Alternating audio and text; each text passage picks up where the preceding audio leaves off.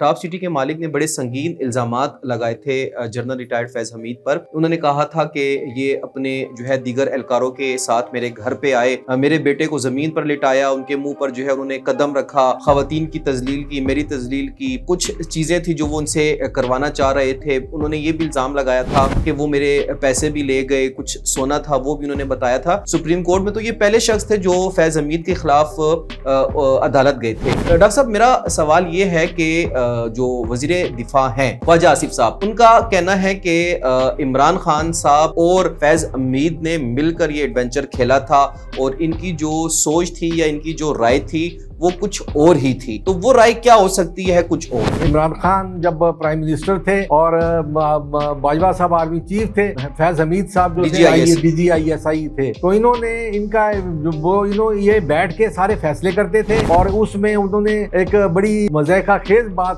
ثناء اللہ صاحب نے کی ہے، رانا ثناء اللہ صاحب نے، کہ کہتے کہ کسی فنکشن میں میں وہاں پہ موجود تھا تو باجوہ صاحب نے فیض حمید کو مخاطب کرتے ہوئے کہا کہ ثناء اللہ موٹا ہو گیا، ثناء اللہ صاحب جو ہے موٹے ہو گئے ہیں۔ پنجابی میں انہوں نے کہا کہ ثناء اللہ صاحب موٹے ہو گئے ہیں، انہوں پتلا کرن دا کوئی پروگرام بناؤ۔ تو یہ اس قسم کی مطلب ہے کہ ہمارے ڈیفنس کو ایسی سے احتیاط کرنی چاہیے۔ یہ ایک آئینی ادارہ ہے اور یہ آئین کے تحت چلتا ہے، کیونکہ ہمارا جو سارا ملک کی جو تحفظ ہے، ملک کا جو دار و مدار ہے یا ملک کی جو سروائیول ہے، وہ انہی پہ ڈیپینڈ کرتی ہے۔ یہ ابھی دیکھیں نا، آرمی نے یہ جو جنگ شروع ہوئی تھی اس میں دیکھیں نا، انہوں نے انڈیا کی ایسی کی تیسی کر دی۔